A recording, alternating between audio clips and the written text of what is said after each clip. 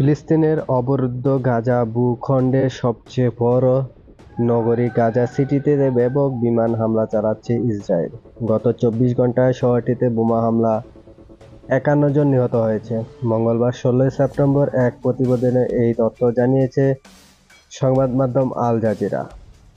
সংবাদ মাধ্যমটি বলেছে, ইসরায়েলে সোমবার সন্ধ্যায় গাজা সিটিতে ব্যাপক বোমাবর্ষণ চালিয়েছে এলাকার সর্বোচ্চ আবাসিক ভবন আল গাফরি হাউজার ধ্বংস করেছে।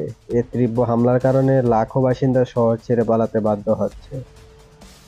জাতিসংঘে ফিলিস্তিনি ভূখণ্ডের মানবাধিকার বিষয়ে বিশেষ রিপোর্টার ফ্রেন্সকা আলবানিজি অভিযোগ করেছেন, ফিলিস্তিনিদের জোরপূর্বক উৎখাটন করতে ইসরায়েল অপ্রচলিত অস্ত্র ব্যবহার করছে। ইসরায়েল সংবাদ মাধ্যম চ্যানেল ভারো জানায়, গাজা সিটি উত্তর ও পশ্চিমাঞ্চলে অস্বাভাবিক তীব্র হামলা চালানো হয়েছে। ফিলিস্তিনি সিভিল ডিফেন্স জানিয়েছে, গত কয়েক সপ্তাহে অন্তত ৫০টি বহুতল ভবন মাটির সঙ্গে মিশিয়ে দিয়েছে দখলদারি বাহিনী। শহরের অন্যান্য এলাকাও ধ্বংসস্তূপে পরিণত হয়েছে। শুধু জাইতুন এলাকায় আগস্টের শুরু থেকে ১,৫০০-র বেশি বাড়িঘর ধ্বংস করেছে।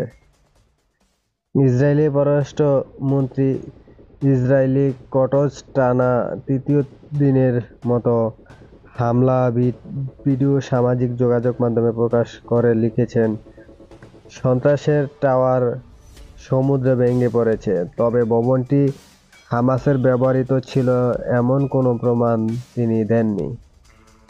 ২৩ মাস ধরে চলা যুদ্ধের মধ্যে আবাসিক এলাকা, স্কুল ও হসপিটালও বারবার লক্ষ্যবস্তুতে পরিণত হয়েছে।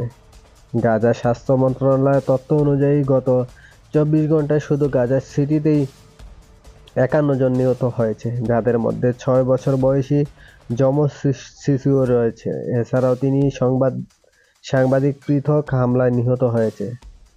তারা হচ্ছেন নার্স এলাকার প্রতিবেদক মোহাম্মদ আল কুইফ, ফটোগ্রাফ ও সম্প্রচার প্রকৌশলী আইমান হানিয়ের এবং সাংবাদিক ইমন আল জামিলি।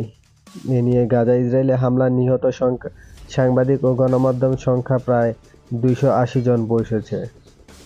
আন্তর্জাতিক সংস্থাগুলোর মতে, সাংবাদিকদের জন্য এটি সবচেয়ে প্রাণঘাতী যুদ্ধ। ২০২৩ সালে অক্টোবর থেকে ইসরায়েলি হামলায় অন্তত